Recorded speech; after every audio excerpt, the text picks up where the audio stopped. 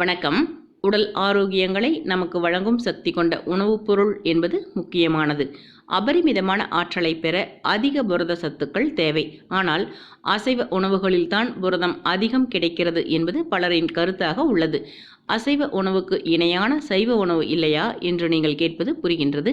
ஏன் இல்லை? 5 லிட்டர் பசும்பாலில் உள்ள புரதம், 1 கிலோ மாமிசத்தில் உள்ள புரதம், 24 நாட்டு முட்டைகளுக்கு இணையான புரதச்சத்து ஒரு சைவ தானியத்தில் உள்ளது. அது என்ன என்று நீங்கள் ஆவலுடன் கேட்பது புரிகின்றது. அதுதான் சோயாபீன்ஸ். நம்ப முடியாத நல்ல விஷயங்களை நமக்கு கொடுக்கின்றது சோயாபீன்ஸ். இதை சாப்பிட்டால் நமது உடலுக்கு கிடைக்கும் மாற்றங்கள் என்ன? வாங்க வீடியோவுக்கு போகலாம். இந்த பயனுள்ள வீடியோ பிடித்திருந்தால் மறக்காமல் ஒரு லைக் மற்றும் ஷேர் செய்துவிட்டு செல்லுங்கள். இதுவரை நமது நலமுடன் வாழ சேனலை சப்ஸ்கிரைப் செய்யாதவர்கள் இப்ப சப்ஸ்கிரைப் செய்யுங்கள். மேலும் எங்கள் புதிய வீடியோக்களை உடனுக்குடன் பெற பக்கத்தில் இருக்கும் பெல் சிம்பலையும் ஒரு முறை பிரஸ் செய்யுங்கள். உடல் வளர்ச்சிக்கு புரதமே அடிப்படை. உடலில் புதிய திசுக்களை கட்டமைக்கவும் அழிந்த திசுக்களுக்கு பதிலாக புதிய திசுக்களை உருவாக்கவும் புரதம் அவசியம்.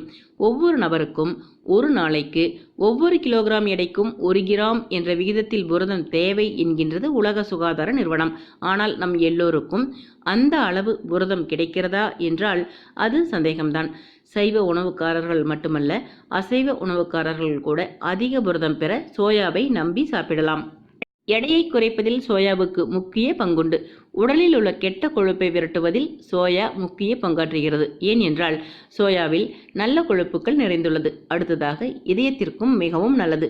சோயாவில் இருந்து பெறப்படுகின்ற ப்ரோபயாட்டிக் தயிரில் உள்ள ஈஸ்ட் செரிமானத்திற்கு மிகவும் நல்லது. விளையாட்டு வீரர்களுக்கு புரதத்தின் தேவை அதிகம். அதை ஈடுகட்ட சோயா சிறந்த உணவு. மெனோபாஸ் காலகட்டத்தை நெருங்கும் பெண்களுக்கு ஈஸ்ட்ரோஜன் சுரப்பு குறைய ஆரம்பித்து சினைப்பைகளின் செயல்திறனும் மங்கும். வாரத்தில் 5 நாட்கள் சோயா மில்க் எடுத்துக்கொண்டால் இந்த பிரச்சனையிலிருந்து விடுபடலாம். சோயா பயிரை ஊற வைத்து முளைக்கட்டச் செய்து சுண்டலாக செய்து சாப்பிட்டால் ஈஸ்ட்ரோஜன் மற்றும் வைட்டமின் இ தேவை பூர்த்தியாகும். பச்சை பயிரில் 56.7%, ராஜ்மாவில் 60% உள்ள கார்போஹைட்ரேட் சோயாவில் மட்டும்தான் 20.9% உள்ளது. எனவேதான் மீண்டும் சொல்கிறோம், எடை குறைப்புக்கு உதவும் உணவுகளில் சோயாவுக்கு முக்கிய இடம் இருக்கிறது. எடையை குறைக்க நினைப்போர் கார்போஹைட்ரேட் அதிகம் உள்ள உணவுகளை தவிர்க்க வேண்டும் என்பது முதன்மையான விதி. மற்ற பருப்புகளில் இல்லாத அளவு அதிக அளவு கால்சியமும், அதாவது 240 மில்லிகிராம், பாஸ்பரஸ் சத்தும் 690 கிராம் சோயாவில் உண்டு.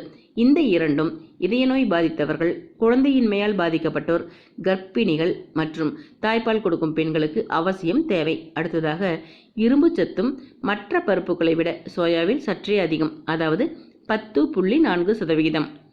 இரத்தத்தில் உள்ள சர்க்கரையை கட்டுப்பாட்டில் வைத்திருக்க நினைப்பவர்களுக்கு சோயா சிறந்த ஒன்றாகும். ஏன் என்றால் சர்க்கரை, குளுட்டென் மற்றும் கெசின் இல்லாததால் தொல்லைகளும் இல்லை. இரத்தத்தில் அதிக கொழுப்புச்சத்து சேருவதே இதய நோய்களுக்கு முக்கிய காரணமாக இருக்கின்றது.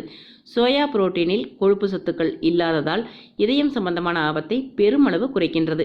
சோயாவில் உள்ள புரோட்டீனானது எலும்பு தேய்மானத்தை தாமதப்படுத்துகின்றது. சைவ பிரியர்களுக்கு சோயா சிறந்த ஊட்டச்சத்து உணவாக விளங்குகின்றது. சோயாவை பயிராக சாப்பிடுவதால் உடலுக்கு முழு பயன்களும் கிடைக்கும். ஏன் என்றால் சோயா பாலில் இருந்து பிரித்து எடுக்கப்பட்ட சக்கையான உருண்டை கடைகளில் கிடைக்கின்றது.